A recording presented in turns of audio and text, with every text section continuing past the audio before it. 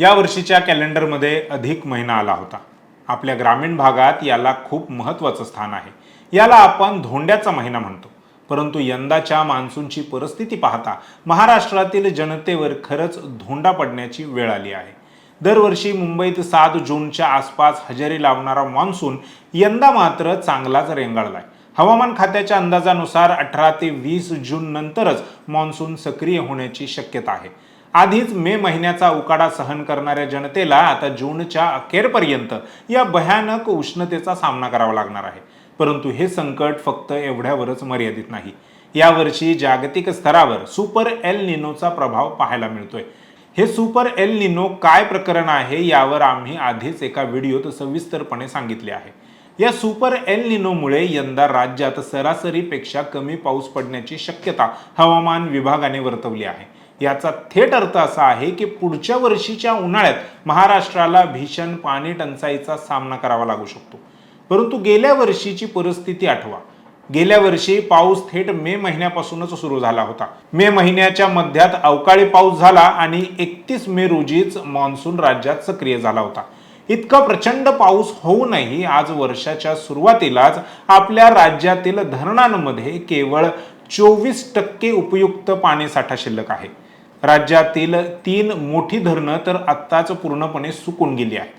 मग गेल्या वर्षी इतका प्रचंड पाऊस झाला की ज्याला आपण ओला दुष्काळ म्हणालो, शेतजमीन वाहून गेली, सरकारने हजारो कोटींचं पॅकेज दिलं, तरीही एकाच वर्षात आपल्यावर ही परिस्थिती का आली? जास्त पाऊस होऊनही आपण ते पाणी का साठवू शकलो नाही? आज यावर चर्चा करूया। नमस्कार, मी संकेत आणि आपण पाहत आहात मुंबई आउटलुक। खूप मागे जाऊन विचार न करता फक्त गेल्या वर्षाचा विचार करूया। गेल्या वर्षी मान्सून वेळेआधी आला आणि असा बरसला की मराठवाड्यातील अनेक जिल्ह्यांमध्ये पूर परिस्थिती निर्माण झाली। नद्यांना पूर आले, शेतात पाणी साचलं। हा पाऊस इतका भयानक होता की केवळ पिकच सडली नाहीत तर शेतातील सुपीक माती आणि काही ठिकाणी तर अख्खी जमीनच वाहून गेली। शेतकरी उद्ध्वस्त झाला। या परिस्थितीला आपण ओला दुष्काळ म्हणून घोषित केलं। राज्य सरकारने शेतकऱ्यांच्या मदतीसाठी आणि पुनर्वसनासाठी काही हजार कोटी रुपयांचं विशेष पॅकेज जाहीर केलं। हे पॅकेज जाहीर करत असताना राज्याचे मुख्यमंत्री देवेंद्र फडणवीस यांनी एक अत्यंत महत्त्वाचं आश्वासन दिलं होतं। फडणवीस म्हणाले होते की ज्या शेतकऱ्यांच्या शेतातील सुपीक माती वाहून गेली आहे, धरणातला तो गाळ मनरेगाच्या माध्यमातून काढला जाईल आणि पुन्हा त्या शेतांमध्ये आणून टाकला जाईल। हे ऐकायला खूपच उत्तम आणि मास्टर प्लॅन वाटलं होतं। यामुळे 2 मोठे फायदे होणार होते। पहिला म्हणजे शेतकऱ्यांना त्यांची सुपीक माती परत मिळणार होती आणि दुसरा फायदा म्हणजे धरणातील गाळ निघाल्यामुळे धरणांची पाणी साठवण्याची क्षमता वाढणार होती। परंतु घोषणा झाली, पॅकेज जाहीर झालं, पुढे काय झालं? गेल्या वर्षभरात धरणातील गाळ काढण्याचे काम जमिनीवर कुठेच झालेले दिसले नाही। आणि हे फक्त गेल्या एका वर्षाचे अपयश नाही, तर हा आपल्या व्यवस्थेचा गेल्या कित्येक वर्षांचा इतिहास आहे। गेल्या अनेक वर्षात महाराष्ट्रातील मोठ्या धरणातील गाळ काढून त्यांची मूळ पाणी साठवण क्षमता वाढवण्यासाठी एकदाही मोठ्या प्रमाणावर किंवा पद्धतशीरपणे काम झालेलं नाही। गेल्या महिन्याच्या 14 तारखेला म्हणजेच 14 मेला राज्य मंत्रिमंडळ बैठकीत राज्यातील 6 प्रमुख धरणांमधील गाळ काढण्यासाठी मंजुरी दिली होती। प्रायोगिक तत्वावर गाळ काढण्यात येणाऱ्या प्रकल्पांमध्ये उजनी, गिरणा, गोसीखुर्द, मुळा, जायकवाडी आणि हतनूर या धरणांचा किंवा ह्या धरण प्रकल्पांचा समावेश होता। मात्र हा गाळ काढला गेला का आणि शेत जमिनीवर तो गाळ टाकला गेला का याबद्दल कोणतीही अधिकृत माहिती उपलब्ध नाही। त्यामुळे गाळमुक्त धरण आणि गाळयुक्त शिवार ही राज्य सरकारची योजना कागदावरच राहिली का हा प्रश्न आता सामान्यांमधून विचारला जात आहे। जेव्हा एखादं धरण बांधलं जातं तेव्हा त्याची एक ठराविक क्षमता असते, परंतु प्रत्येक पावसाळ्यात नद्या आपल्या सोबत डोंगरांवरील माती, दगड, कचरा, काही प्रमाणात शेतांमधील माती आणि गाळ वाहून आणतात। हा सर्व गाळ धरणाच्या तळाशी साचत असतो।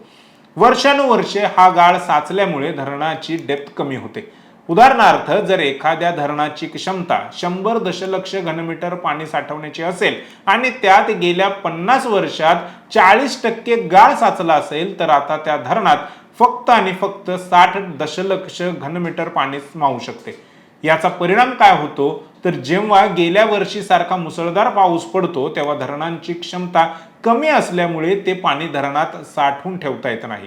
धरणं लवकर भरतात आणि प्रशासनाला धरणाचे दरवाजे उघडून ते पाणी नदीत सोडून द्यावं लागतं. हे अतिरिक्त पाणी शेवटी समुद्राला जाऊन मिळतं.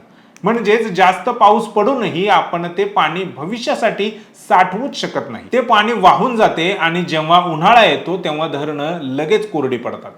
हाच विरोधाभास आहे की पाऊस पडतो ओल्या दुष्काळासारखा, परंतु पाणी साठवता न आल्यामुळे उन्हाळ्यात येतो कोरडा दुष्काळ. आज जून महिना अर्धा उलटला आहे आणि महाराष्ट्राची अधिकृत आकडेवारी काय सांगते तर आज घडीला राज्यातील धरणांमध्ये केवळ 21% उपयुक्त पाणीसाठा शिल्लक आहे. राज्यातील 3 मोठी धरणं तर पूर्णपणे डेड स्टोरेजमध्ये गेली आहेत किंवा सुकली आहेत. विदर्भ, मराठवाडा, पश्चिम महाराष्ट्रातील अनेक भागांमध्ये आतापासूनच पाण्याचे टँकर्स सुरू करावे लागले आहेत. गेल्या वर्षी मे महिन्यापासून पाऊस सुरू झाला होता, तरीही आज आपण पाण्यासाठी टँकरवर अवलंबून आहोत.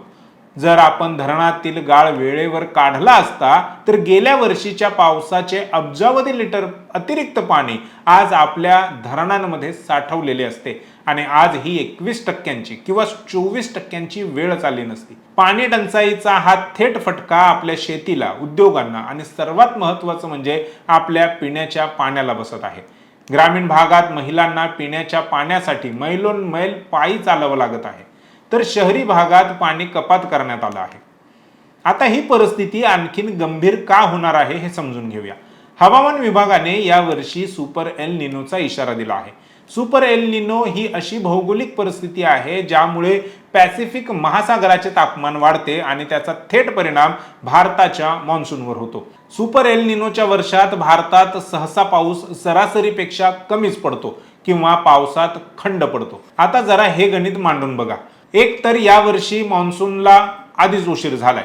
सुपर एल निनोमुळे एकूण पाऊस सरासरीपेक्षा कमी पडणार आहे आणि सध्या धरणांमध्ये फक्त 24%च पाणी शिल्लक आहे. याचा अर्थ यावर्षी धरणं पूर्ण भरण्याची शक्यता आता खूप कमी आहे. जर या पावसाळ्यात धरणं 50% किंवा 60%च भरली तर पुढच्या वर्षीच्या उन्हाळ्यात महाराष्ट्राची काय अवस्था होईल? पुढच्या वर्षीची पाणी टंचाई या वर्षापेक्षा कितीतरी पटीने भयानक असेल यात कोणतीही शंका नाही. ही केवळ भीती नाही तर हे समोर दिसणारं वास्तव आहे. निसर्गाला दोष देऊन आता चालणार नाही. पाऊस कमी किंवा जास्त पडणं हे निसर्गाच्या हातात आहे, परंतु पडलेलं पाणी साठवणं हे पूर्णपणे आपल्या सरकारच्या आणि प्रशासनाच्या हातात आहे. केवळ ओल्या दुष्काळाच्या वेळी हजारो कोटी रुपयांचं पॅकेज जाहीर करून तात्पुरती मलमपट्टी करण्यापेक्षा दीर्घकालीन उपायांवर काम करण्याची गरज आहे. गेल्या अनेक वर्षांपासून धरणांमध्ये साचलेला गाळ हा काढण्यासाठी मिशन मोडवर काम सुरू झालं पाहिजे. देवेंद्र फडणवीस यांनी सांगितल्याप्रमाणे धरणातील गाळ काढून तो शेतकऱ्यांच्या शेतात टाकण्याची योजना फक्त कागदावरच न राहता प्रत्यक्ष कृतीत आली पाहिजे. यामुळे धरणांची क्षमता वाढेल आणि शेती सुपीक होईल. तसेच प्रत्येक नागरिकाने आतापासूनच पाण्याचा थेंबन थेंब जपून वापरण्याची गरज आहे, कारण पाणी हेच जीवन आहे आणि येणारा काळ आपल्यासाठी कसोटीचा असणार आहे.